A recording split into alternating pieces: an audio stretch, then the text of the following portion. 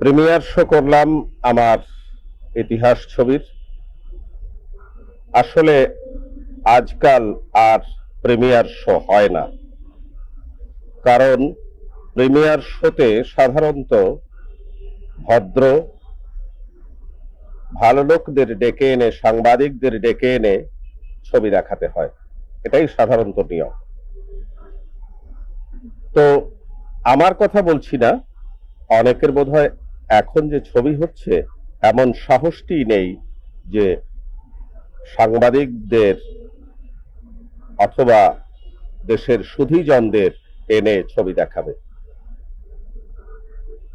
আমি অবশ্যই বাণিজ্যিক ছবি তৈরি করেছি, তবুও আমি দাবি করি সময়ের উপযোগী ছবি করেছি, যার ফলে দেখানোর মতো সাহস আছে আমার। আমার ভালো লেগেছে বলাকা প্রেক্ষাগৃহকে, আমাকে সহযোগিতা করেছে। শুধু সহযোগিতার জন্য নয়, আমার অবাক লাগলো যে অনেকে বলেন সিনেমা দেখার জায়গা নেই, হলের পরিবেশ ঠিক নেই। ওই বলাকায় এসে আমার মনে হয় যে কোনো পরিবার, যে কোনো উচ্চবিত্ত নিম্নবিত্ত যে কোনো লোক এসে সিনেমা দেখতে পারবেন। কারণ হলো এখানে সব ধরনের সিকিউরিটি আছে, ঘিঞ্জি নেই, এয়ার কন্ডিশন আছে, মানে একেবারে বিনোদনের ব্যবস্থা আছে।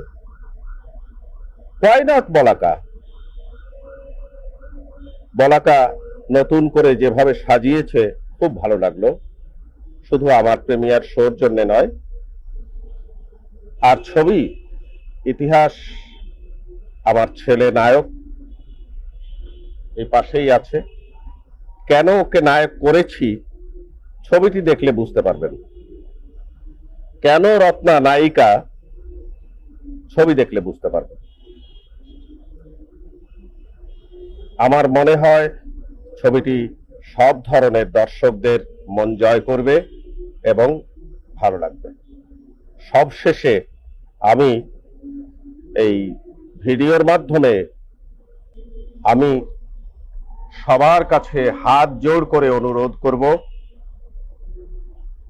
যারা কেবল অপারেটর আমার ছবিটি অবৈধভাবে ভিডিও চালাবেন, তাদের প্রতি অনুরোধ, যদি আপনার 1 টাকা আর্থিক লাভ হয় তাহলে আপনি করবেন, আর যদি আপনার 1 টাকা আর্থিক লাভ না হয় তাহলে আমার বিশাল আর্থিক ক্ষতি করবেন না।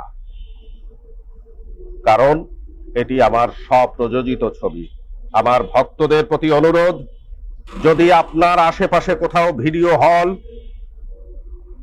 বা অন্য কোনো হলে অবৈধভাবে আমার ছবি চলে, তাহলে আমার ভক্তদের প্রতি অনুরোধ, আপনারা প্রতিরোধ করুন। অন্যায়কে প্রশ্রয় দেবেন না, যেমন আমি দেইনি আমার সারা জীবনে। খোদা হাফেজ।